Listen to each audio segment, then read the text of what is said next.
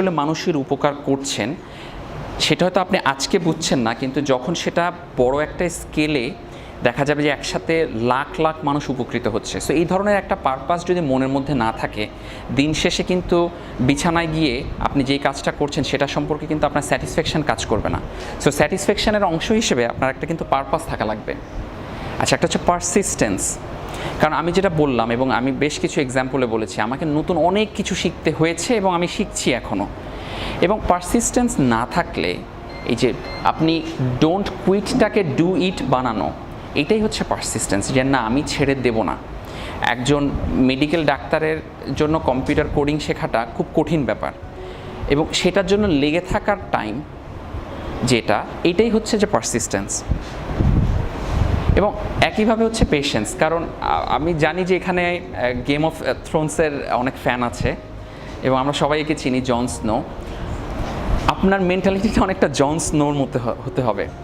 কারণ ওই যে একটু আগে আমি এটা বলেছি, আবার রিপিট করছি, যে আপনি অনেক কিছু করবেন, আপনি আপনার হোয়াইট ওয়াকারদের সাথে যুদ্ধ করবেন, সব কিছু করবেন, কিন্তু দিন শেষে কিন্তু আপনাকে এটা শুনতে হতে পারে যে you know nothing Jon Snow. এবং রিসার্চারদের এই একটা কোয়ালিটি, রিসার্চাররা সবসময় মেনে নেয় যে না আমাকে আরও শিখতে হবে, আমি এখনও যেটা জানি সেটা অ্যাডিকুয়েট না, আমাকে আরও জানতে হবে, এবং এই জিনিসটা থাকতে হবে। পারসিভিয়ারেন্সের ব্যাপারটা যেটা আমি বলছি, এটা আমার একটা পাবলিশড পেপার, আমার মাস্টার্সের থিসিস পাবলিশড পেপার। আমি যখন ফার্স্ট ড্রাফট পাঠাই আমার সুপারভাইজারের কাছে, তার কারেকশানের লেভেল, এটার উপর আমি একটু বলে রাখি, আমি কিন্তু অলরেডি মাস্টার্সের থিসিস জমা দিয়েছি। সেই মাস্টার্সের থিসিসের 90% সেই থিসিস পড়েছেন। আমার দুইজন সুপারভাইজার সেই থিসিস বেশ কয়েকবার রিভিশন দিয়েছেন, এবং তারপরে গিয়ে আমি ওই পেপারটা, ওই থিসিসটা পাবলিশ করেছি। সেইটার উপরে যখন আমি পেপার লিখতে গিয়েছি, I got correction like this. তার মানে আসলে ভালোর কোনো শেষ নাই। এতগুলো কারেকশান, এতগুলো প্রফেসর দেখার পরও যখন আমি আবার পেপার লিখতে গিয়েছি, আমি আবার কারেকশান খেয়েছি, এবং আরও কারেকশান পরবর্তীতে খেয়েছি। এটা খুব কমন ব্যাপার। আপনাকে ওই যে বললাম যে ওই মেন্টালিটিটা নিতে হবে যে না ঠিক আছে, আরও ভালো হবে, আরও ভালো করা সম্ভব। এবং লাস্টে হচ্ছে পিপল। আমি প্রথমে যে আপুর ছবি দেখাচ্ছি, আপু হচ্ছে আয়েশা সানিয়া আপু। উনি আমার 9 বছরের বড়, ঢাকা মেডিকেল থেকে পাশ করেছেন। আপু হার্ভার্ড ইউনিভার্সিটি থেকে পিএইচডি করেছেন। এবং আমি প্রথম পাবলিক হেলথের আরেকটা অ্যাডভাইস মোয়াজ্জেম ভাই ছাড়া ওনার থেকে পাই, এবং উনি আমাকে বলেন যে পাবলিক হেলথে কিন্তু অনেক পড়াশোনা করতে হবে তোমাকে। সো ওনার কাছে আমি কৃতজ্ঞ। এই ভাইয়া, উনি হচ্ছে আদিব ভাই। আমি যেই ইকোনমিস্ট ভাইয়ের কথা বলেছি, যিনি আমার বস ছিলেন, উনি আদিব ভাই। ইনি রাজীব ভাই, আমি জানি না অনেকে চিনবেন কিনা। রাজীব ভাই এই মুহূর্তে কেমব্রিজ ইউনিভার্সিটিতে অ্যাসোসিয়েট প্রফেসর হিসেবে আছেন পাবলিক হেলথে। রাজীব ভাইয়ের থেকে আমি বিভিন্ন সময় পরামর্শ পেয়েছি।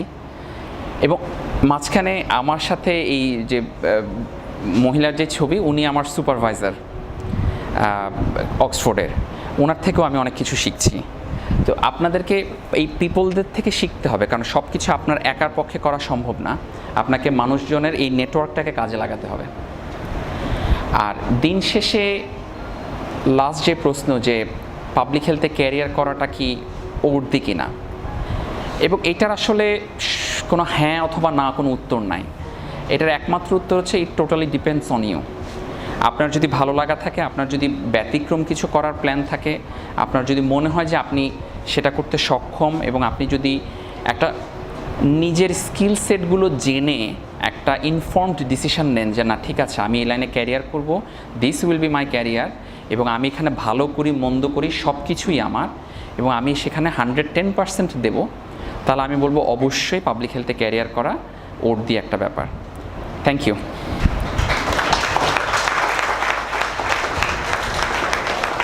এবং এই থ্যাংক ইউ বলার মাধ্যমে আমরা আমাদের তৃতীয় যে অংশ আজকের সেমিনারের, সেটাতে প্রবেশ করলাম। তার মানে আপনারা এখন আমাকে যে কোনো কোশ্চেন করতে পারেন।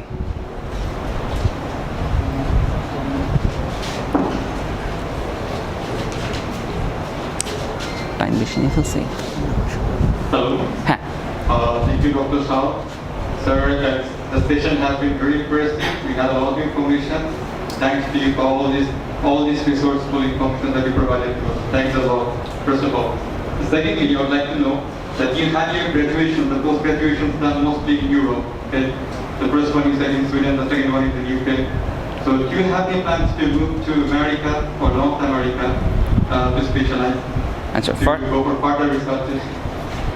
first of all, thank you for your That's the compliment. second question. Okay, yeah, sure. You finish first. That is, you told us that you have been learning programming as well, but when you were pursuing PhD in Oxford.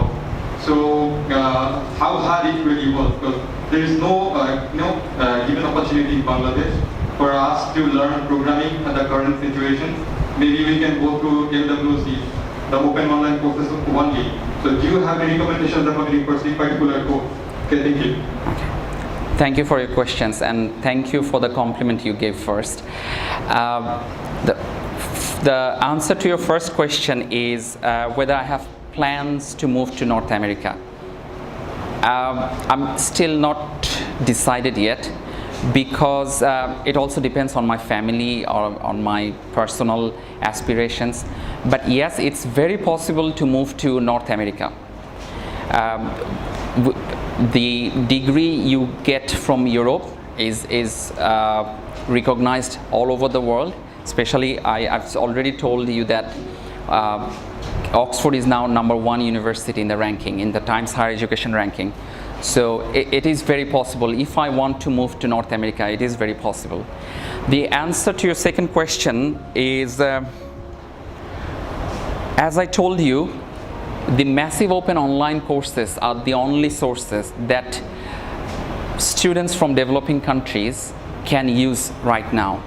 Because I completely agree with you, there is not enough opportunity for us to learn coding or different skill sets in this current scenario in Bangladesh. So, but with the access to internet, we can learn anything from anywhere. So I would recommend, if anyone is interested, to learn it from the online courses. And interestingly, you also asked me whether it is hard or not. It is very hard, especially for a medical graduate.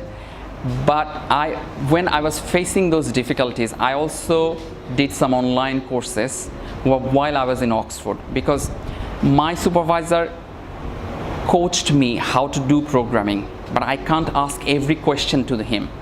So that's why the residual knowledge that I required to do the programming, I got it from the online courses. So I recommend this to you. Thank you. Any more questions?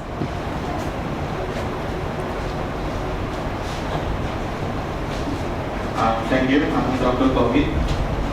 প্রথমে ধন্যবাদ জানাই শাওন ভাইকে সুন্দর একটা presentation করার জন্য। বিশেষ করে থ্যাংক ইউ বিশেষ করে এপিডেমিওলজি ইনসাইট পেজের মাধ্যমে শাওন ভাই সবসময় আমাদেরকে অনেক বেশি মোটিভেট করে থাকে। পেজে মাঝে মাঝে শাওন ভাইয়ের সাথে যখন কথা হয়, শাওন ভাইয়ের সাথে কথা বলে ভালো লাগে। আর আজকের এই সেশনটা আসলে আমার মনে হয় এই কমিউনিটিতে, বিশেষ করে আমাদের ডাক্তার কমিউনিটিতে যারা পাবলিক হেলথে ক্যারিয়ার নিয়ে ভাবছে, তাদের জন্য খুবই জরুরি ছিল, খুবই উপকৃত হয়েছে আমরা। যাই হোক, ভাইয়ের কাছে যেটা আমার প্রশ্ন, সেটা হচ্ছে আমি আমার ব্যক্তিগত দিক থেকে প্রশ্ন করছি, সেটা হচ্ছে আমি নিজে এমপিএইচ কোর্সে এনরোল হয়েছি এই বছর। এখন আমি যদি বিদেশে হায়ার সার্ভিসের জন্য যেতে চাই, সেক্ষেত্রে এমপিএইচে থাকাকালীন আমি কি কি জিনিস করতে পারি বা কোন কোন জিনিস ডেভেলপ করতে পারি? ধন্যবাদ। আচ্ছা, থ্যাংক ইউ তৌহিদ কমপ্লিমেন্টের জন্য। আমি প্রথমেই যেটা বলবো সেটা হচ্ছে এমপিএইচ কোর্সটা খুব ভালোভাবে শেষ করতে হবে, এবং সেখানে একটা ভালো থিসিস এবং ভালো একটা সিজিপিএ মেনটেন করতে হবে। এটা একটা ফার্স্ট প্রায়োরিটি। সেকেন্ড যেটা আমি বলবো, ওই যে আমি যেটা আবারও বলেছি কিছুক্ষণ আগে, যে অনলাইন কোর্সের মাধ্যমে, কারণ এটা আসলে স্বীকার করে নিতেই হবে যে আমাদের এডুকেশন সিস্টেমে কিছুটা ল্যাকিংস আছে, সেটা যেখানেই হোক। সো এই ল্যাকিংসটা পূরণ করার জন্য যদি অনলাইন কোর্সের মাধ্যমে, যে বাইরের ইউনিভার্সিটিগুলোতে খুব সুন্দর করে ওনারা পড়ান, ওনাদের পড়ানোর টেকনিকটাই ডিফারেন্ট, সো সেগুলো আপনি দেখতে পারেন। আর রিসার্চের কোনো বিকল্প নেই। আমি বলেছি যে একাডেমিক রেজাল্ট যদি কিছুটা কারো একটু কম থাকে, কিন্তু তার যদি রিসার্চ এক্সপিরিয়েন্স এবং পাবলিকেশন ভালো থাকে, তার পক্ষে কিন্তু যে কোনো কিছু অ্যাচিভ করা সম্ভব। সো রিসার্চের প্রতি একটু নজর দিতে হবে। যদি আপনার পসিবল হয় এই MPH কোর্স চলাকালীন সময়ে আপনি আরও কিছু রিসার্চে যদি ইনভলভ হতে পারেন এবং সেখান থেকে যদি শেখার চেষ্টা করেন এবং পাবলিকেশন করার চেষ্টা করেন, তাহলে সেটা অনেক বেশি ভালো হবে ভবিষ্যতের জন্য। ধন্যবাদ।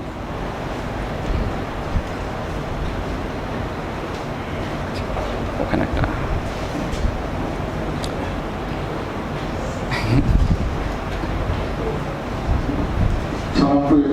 আমি নাহিদ পড়তে পাবনা মেডিকেল কলেজ। আচ্ছা, আমার প্রশ্নটা হচ্ছে যে একজন ভালো ক্লিনিশিয়ান হওয়ার জন্য আসলে রিসার্চ ইম্পর্টেন্সটা আসলে কতটুকু? লাইক আমি যদি এমএস করি বা এমবিএস করি ইউএস ইউনিভার্সিটি থেকে, দেন আমি রেসিডেন্সি করি ইউএস বা অন্য কোনো দেশে যদি লাইসেন্স যদি রেসিডেন্সি করি, তাহলে রিসার্চের ইম্পর্টেন্সটা আসলে কতটুকু? আমি অনেক সিনিয়র হচ্ছে শুনছিলাম বিষয়টা যে research equally important thank you for bringing up that point. এবং এটা আসলে খুব একটা ইম্পর্টেন্ট কথাও বলেছে এবং আমি ওকে আবারও ধন্যবাদ জানাচ্ছি এই পয়েন্টটা তোলার জন্য। আজকের প্রেজেন্টেশনটার উদ্দেশ্য যারা ক্লিনিক্যাল ক্যারিয়ার করবে এবং সাথে রিসার্চ করবে সেটা কিভাবে করবে সেটার উদ্দেশ্য ছিল না, এবং এই জন্য আমি খুব ইন্টেনশনালি এটা অ্যাভয়েড করে গিয়েছি। বাট ও খুব মজার একটা কোশ্চেন করেছে এবং এটা জানা দরকার। বাইরের দেশে এবং ইভেন বাংলাদেশেও আস্তে আস্তে ট্রেন্ডটা চালু হচ্ছে। একজন ভালো ক্লিনিশিয়ান হওয়ার জন্য রিসার্চটা ম্যান্ডেটরি, কারণ আমরা যেসব বই পড়ছি এগুলো সব কিন্তু আসলে ইউরোপ আমেরিকা থেকে আসা বই। আমাদের লোকাল নলেজটাকে বিল্ড আপ করার জন্য, লোকাল ডিজিজগুলোকে প্রিভেন্ট করার জন্য, লোকাল ট্রিটমেন্ট প্রোটোকলগুলোকে এস্টাবলিশ করার জন্য রিসার্চের বিকল্প নেই। এবং এখন আমি এটা নিয়ে কিছুদিন আগে আমার এপিডেমিওলজি ইনসাইডে লিখেছিও, বাংলাদেশের তরুণ ডাক্তারদের মধ্যে বিশেষ করে যারা ক্লিনিশিয়ান, যারা FCPS করছে, যারা FCPS কমপ্লিট করেছে, তাদের অনেকেই এখন রিসার্চে খুব আগ্রহী। এবং মজার ব্যাপার হচ্ছে অক্সফোর্ডে আমি যে বাসায় থাকি, আমার সামনের বাসাতে আমাদের রাব্বি ভাই থাকেন। রাব্বি ভাইকে আমাদের মুস্তাক ভাই খুব ভালো করে চিনেন। রাব্বি ভাই উনি এখন বঙ্গবন্ধু মেডিকেল কলেজের মেডিসিনের অ্যাসিস্ট্যান্ট প্রফেসর হিসেবে জয়েন করেছেন।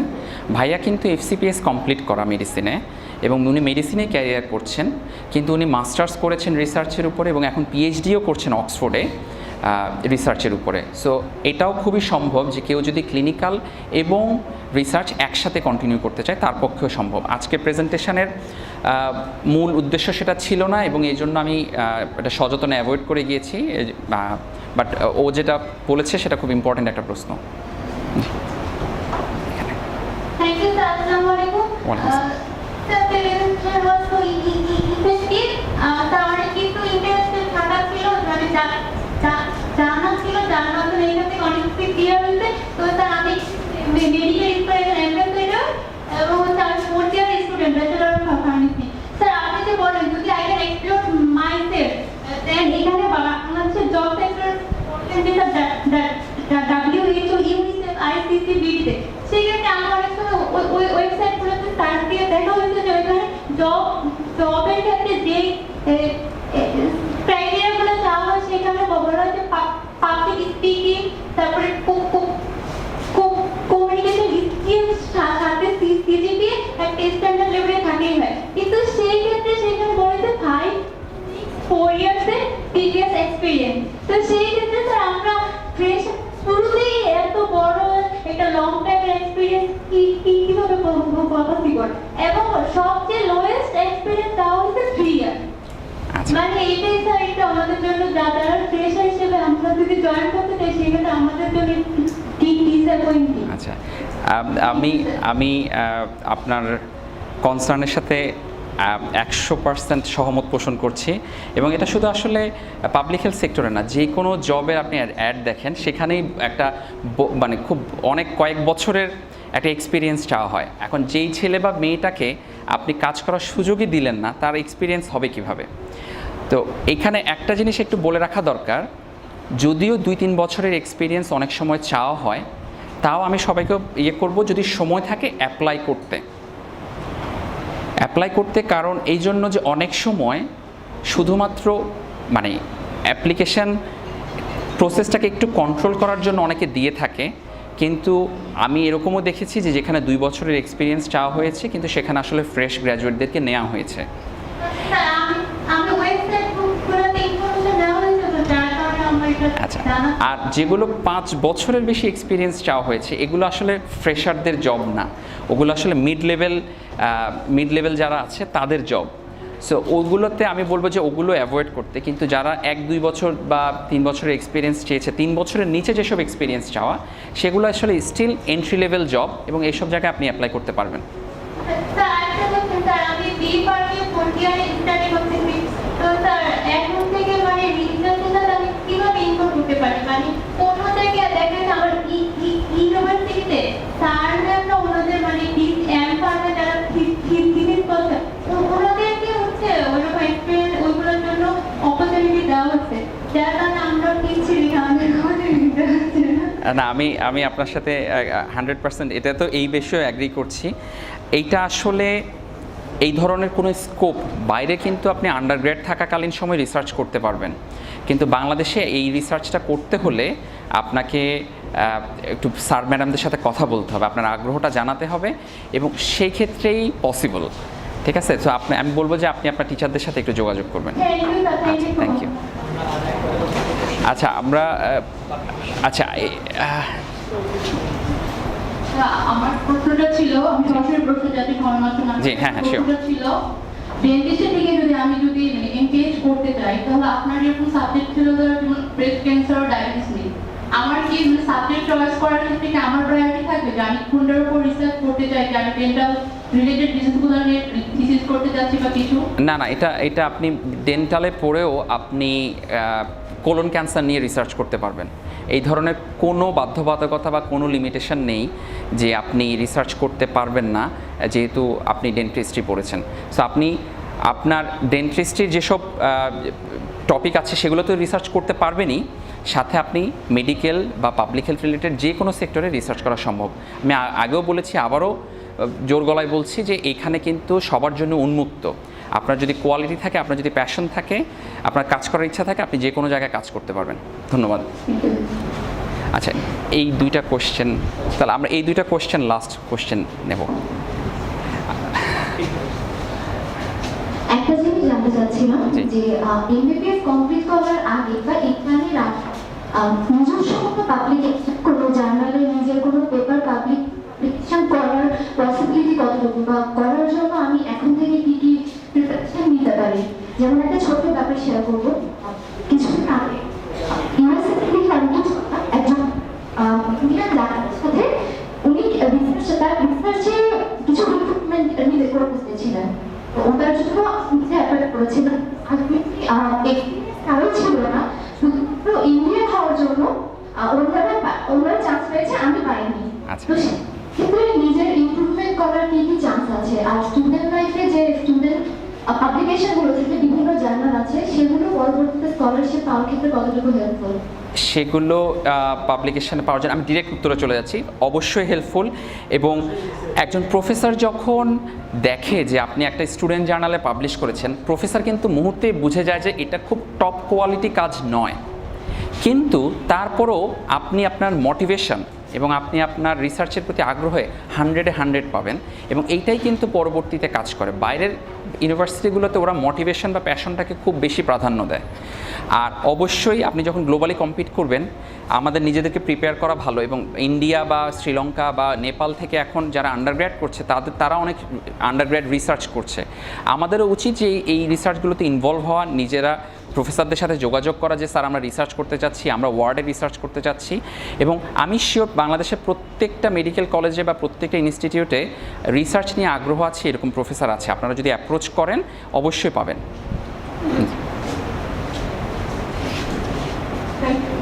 Thank you very much. মানে আপনার প্রেজেন্টেশনে আমি অনেক কিছু জানতে পারলাম। আমি পাবলিক হেলথে আছি, জি, আমি অ্যাসিস্ট্যান্ট প্রফেসর কমিউনিটি মেডিসিন, শহীদ মোশাররফ মেডিকেল কলেজে। তো আমি এমপিএইচ করাচ্ছি এপিডেমিওলজি, এবং আবার এমপিএইচ করাচ্ছি কমিউনিটি মেডিসিনে, দেন এমফিল এবার চান্স পেয়েছি। আচ্ছা, তো আমার জিজ্ঞাসা, আমি যদি মানে আপনার ওখানে যদি আমি পিএইচডির জন্য ট্রাই করতে চাই, তাহলে আমার ডেফিসিয়েন্সি আমি বলবো এখন, মানে আমি কিভাবে এগুলো ওভারকাম করতে পারবো? যেমন প্রথম কোয়েশ্চেনটা হচ্ছে যে আমি এসপিএসএস পর্যন্ত জানি, স্ট্যান্ডার্ড আমি জানি না। এখন আপনারা কোনটাতে অ্যানালাইসিস করেন আমি জানি না। আমরা স্ট্যাটাতে করি অথবা স্যাসে করি। হ্যাঁ, এবং প্রোগ্রামিং এর ব্যাপারটা, যে প্রোগ্রামিং যে বলছেন যে জানতে হবে কোডিংটা, না এটা জানতেই হবে ম্যান্ডেটরি না, কিন্তু এটা আমার প্রজেক্টের জন্য আমাকে জানতে হয়েছে, কিন্তু জানতেই হবে ম্যান্ডেটরি না। এখন আমার ব্যাপারটা হচ্ছে আমার পাবলিকেশন আছে ডায়াবেটিস, মেটাবলিক সিনড্রোম, এবং এবার আমি একটা গ্র্যান্ট পেয়েছি এনএইচএল এর উপর, আচ্ছা। BMRC grant. এখন আমি যদি রিসার্চ প্রপোজাল লিখি, আমি আপনার সঙ্গে পার্সোনালি মানে কথা বলতে পারবো কিনা, এটা একটা। আচ্ছা, হ্যাঁ হ্যাঁ ইনশাল্লাহ। এবং কোনটাতে এপিডেমিওলজি ইনসাইট যে আপনি বলছেন আমি ওটাতে নেই। আচ্ছা, তো- আপনি আমার যতটুকু মনে পড়ে আপনার সাথে আমি ফেসবুকে হ্যাঁ, কানেক্টেড, ফেসবুকে। আমাকে মেসেজ করবেন, আমি যদি ব্যস্ত থাকি আমি পরে উত্তর দিয়ে দেবো, তো বাট যোগাযোগ করবেন। আচ্ছা, তো রিসার্চ প্রপোজাল যদি আমি লিখি, জি। তো সেটা আমি কোন টপিকটা নিয়ে আমার ভালো হবে? কারণ আপনার যে সুপারভাইজার আছেন, আপনি দেখলাম আপনার এখানে, উনি মনে হয় ডায়াবেটিসের উপরে বা এরকম কিছু। এখন কোনটার উপরে, এটা আসলে আপনাকে প্রথমে প্রফেসরদের সাথে ইমেইলে যোগাযোগ করতে হবে। সেটাই বলছি। তারা যখন যেটা আপনাকে সাজেস্ট করবে, এবং তাদের প্রত্যেকটা রিসার্চ অর্গানাইজেশনেরই ওদের কিছু এজেন্ডা থাকে যে ওরা এখন এই টপিকটাকে প্রাধান্য দিবে। হ্যাঁ, এক্স্যাক্টলি, ফান্ডের একটা প্রায়োরিটি থাকে, সেইটাকে মাথায় রেখে। আমি তাহলে আপনাকে ইমেইলে জি, জি, জি, জি, অবশ্যই। আচ্ছা। এবং যেটা হচ্ছে যে মানে আমার তো আমি অনেক সিনিয়র, তো এইজ কি কোনো ব্যারিয়ার আছে? না না, এইজ কোনো ব্যারিয়ার নাই, এইজ কোনো ব্যারিয়ার নাই। এমনকি আপনার ম্যাটারনিটির জন্য যদি ক্যারিয়ারে গ্যাপ পড়ে, বাইরের দেশে এটাকে খুব রেসপেক্ট সহকারে দেখা হয়, ঠিক আছে? এবং আমি একটু চট করে বলিনি, আমার ওয়াইফ সেও কিন্তু এনএসইউতে আমার সাথে এমপিএইচ করার পরে আমার পরের বছর ক্যারোলিনস্কাতে সেও স্কলারশিপ পেয়ে মাস্টার্স করেছে, কিন্তু সে পিএইচডি না করে আমাদের বাবু হয়েছে, বাবুকে টেক কেয়ার করছে আপাতত, ইনশাল্লাহ সেও পিএইচডি করবে। এবং এই জন্যই আমি জানি যে ক্যারিয়ার ব্রেকটা, বিশেষ করে ফ্যামিলির কারণে ক্যারিয়ার ব্রেক দেওয়াটা ওরা খুব পজিটিভলি দেখে। ধন্যবাদ। স্যার, আমি আপনার সঙ্গে কন্ট্যাক্ট করব। জি জি, অবশ্যই। জি। আচ্ছা, লাস্ট আচ্ছা,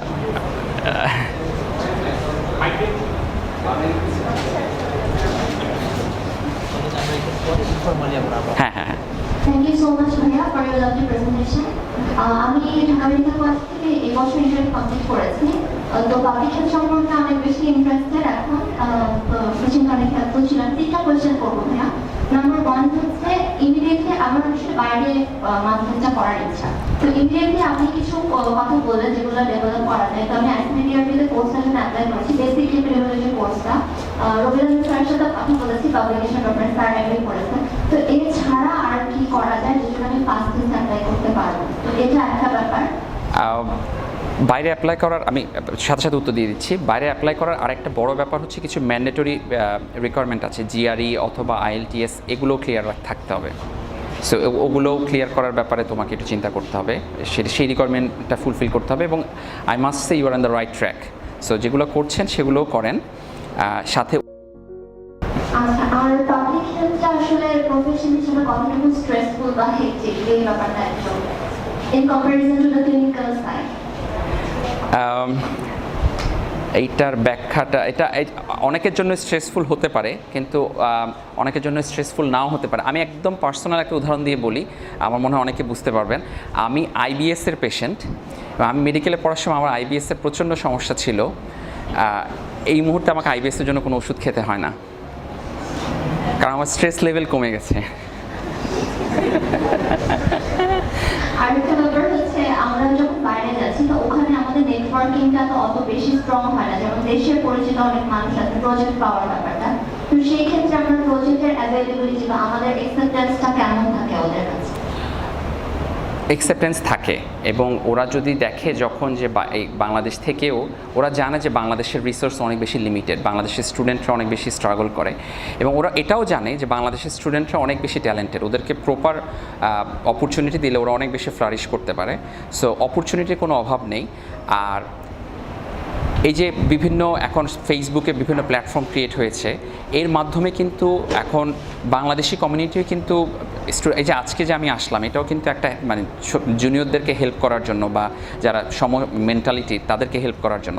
সো এই ধরনের যোগাযোগগুলো, নেটওয়ার্কিংটা, এবং আমি কিন্তু আমার সব পিগুলোর লাস্ট পিটা বলেছি পিপল, নেটওয়ার্ক খুব ইম্পর্ট্যান্ট। সো নেটওয়ার্কিং, মানুষের সাথে যোগাযোগ করবেন, তাদের থেকে অপরচুনিটি জানার চেষ্টা করবেন, এটা কাজে লাগবে। ধন্যবাদ। Thank you so much.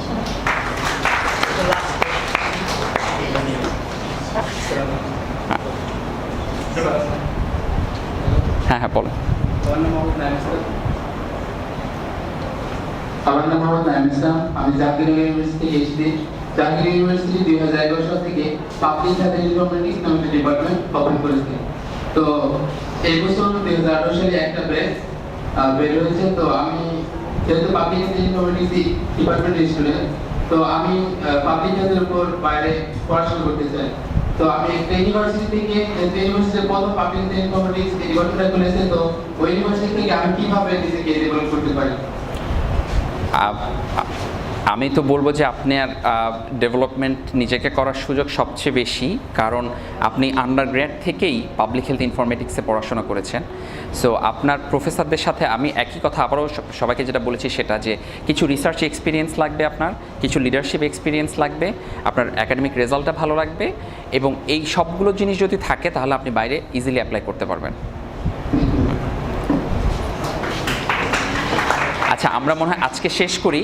কারো যদি কোশ্চেন থাকে আমাকে পার্সোনালি করা যাবে। হ্যাঁ আচ্ছা, ওয়ালাইকুম আসসালাম। আমি কুমিল্লা ইসলামিক কলেজ থেকে 2 মাসের ইন্টার্নশিপ শেষ করেছি। আমি একটু লেন্থি করছি। আমি কমন শেয়ার স্কলারশিপ পেয়েছি এসআই ইউনিভার্সিটিতে পড়ার জন্য। আচ্ছা, কংগ্রাচুলেশন। হ্যাঁ, আর অন্যদিকে বাংলাদেশ গভর্নমেন্ট একটা স্কলারশিপ দিচ্ছে, ওটাতে পড়ার জন্য স্কলারশিপ পেয়েছি। বঙ্গবন্ধু ফেলোশিপ। হ্যাঁ, বঙ্গবন্ধু ফেলোশিপ। এটাতে হচ্ছে সাউদাম্পটন ইউনিভার্সিটি সাউদাম্পটন। আমার কোশ্চেন হচ্ছে, আমি কি স্কলারশিপ বেশি প্রেফারেন্স দিব নাকি ইউনিভার্সিটি র্যাঙ্কিং? কারণ টেসারের থেকে সাউদাম্পটন অনেক বেশি। দুটোর সাবজেক্ট কি একই? হ্যাঁ, এমএসসি পাবলিক হেলথ গ্লোবাল। আচ্ছা, আপনি র্যাঙ্কিংয়ের চেয়েও র্যাঙ্কিং সবসময় ম্যান্ডেটরি না। র্যাঙ্কিং ছাড়াও আপনি কোর্সের কারিকুলামগুলো একটু দেখেন এবং দেখেন যে কোনটা আপনাকে বেশি স্যুট করে, কোনটা আপনার ভবিষ্যতের জন্য সবচেয়ে ভালো হবে। কারণ একই কোর্স হলেও অনেক সময় কোর্সের কারিকুলামে পার্থক্য থাকে। আর স্কলারশিপটাকে ইট ডিপেন্ডস। হ্যাঁ, আমি দুটোর মধ্যে কমনওয়েলথে যাওয়াটাই শ্রেয়, বেটার। কি বলেন? সেকেন্ড কোশ্চেন হচ্ছে, আমি তো চলে যাব জীবন অ্যাকচুয়ালি হয়তো সেপ্টেম্বরে যাব ইনশাআল্লাহ। আমি মানে 2 মাসের ইন্টার্নশিপ শেষ করেছি। তো আমার অ্যাকচুয়ালি রিসার্চ এসব নলেজ খুবই কম। আমি জাস্ট লিডারশিপ ছিল এক্সট্রা কারিকুলার সামথিং। তো আমি যাওয়ার আগে কি জিনিস ইমপ্রুভ করে যেতে পারি যাতে আমার হেল্প হবে? কিছু অনলাইন কোর্স করে যান, যেগুলো আচ্ছা হ্যাঁ, যেগুলো ওখানে আসবে। আর আপনার পক্ষে আসলে এই মুহূর্তে রিসার্চে ইনভলভ হওয়া সম্ভব না, হ্যাঁ, কারণ সময় অনেক সীমিত। আমি বলবো wish you all the best.